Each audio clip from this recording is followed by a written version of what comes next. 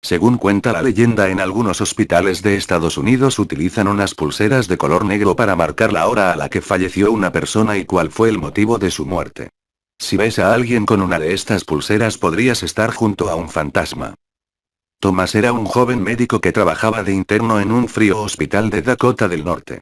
Su vocación y sus ganas de salvar vidas eran el único motivo por el que no caía rendido de cansancio en unas interminables guardias que podían prolongarse hasta 36 horas y que le dejaban exhausto.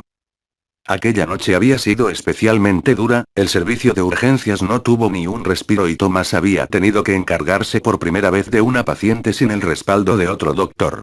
Luchó por la vida de la chica, que no debía tener más de 22 años, durante más de 2 horas, pero desde que llegó se había considerado un caso perdido y en el hospital decidieron priorizar a otros pacientes que tenían más posibilidades de sobrevivir.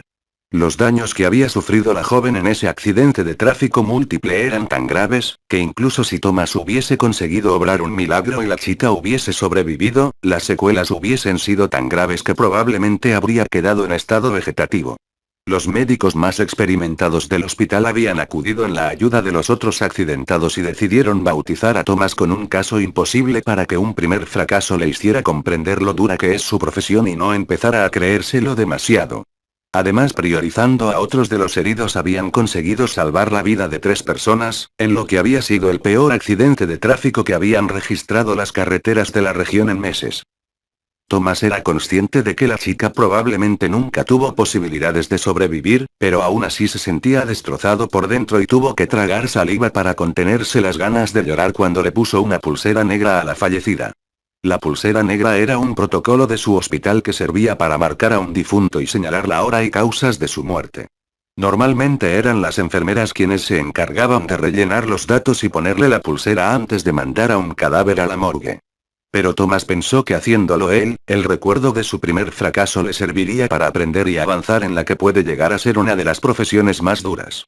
Memorizó cada una de las facciones de la chica y la cubrió con una sábana para que uno de los celadores se la llevara en una camilla por un interminable pasillo que conducía al depósito de cadáveres.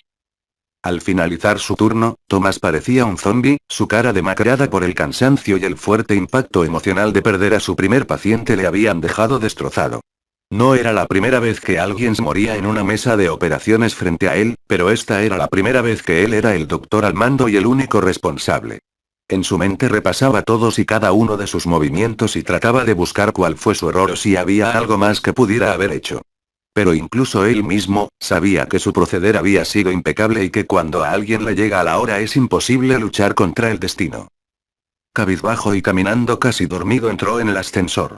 Se dirigía a la 7ª planta donde tenía su ropa, lo único que quería era cambiarse e irse a dormir a la residencia que estaba a pocas calles del edificio del hospital. Eran las 4 de la mañana y el hospital parecía vacío, tan absorto estaba en sus pensamientos que casi ni se dio cuenta de que había alguien dentro del ascensor cuando entró. Una mujer le saludó.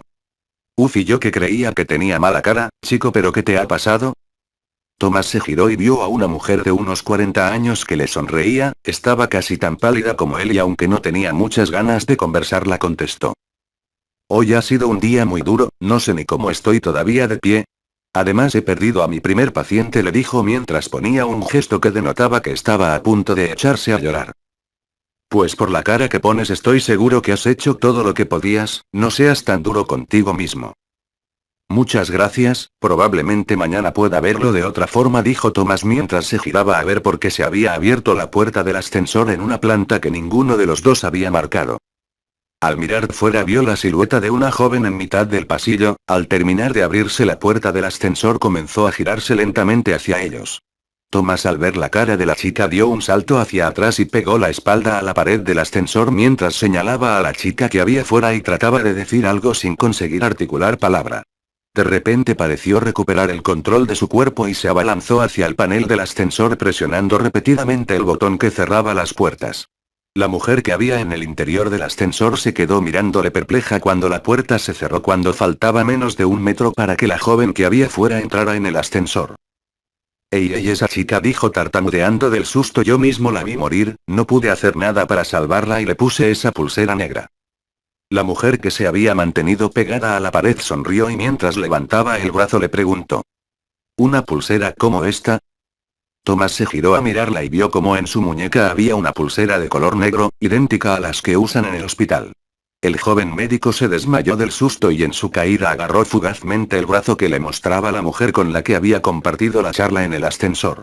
Minutos después encontraron a Thomas aún desfallecido en el suelo del ascensor. Todos atribuyeron su desmayo al cansancio. Pero él sabía que lo que había pasado era real, en su mano tenía una pulsera negra que había arrancado sin querer del brazo de la mujer que había en el ascensor mientras caía desmayado. Al revisar la pulsera pudo comprobar que la mujer había fallecido 2 años antes en un accidente de tráfico muy similar al de la chica que quiso salvar.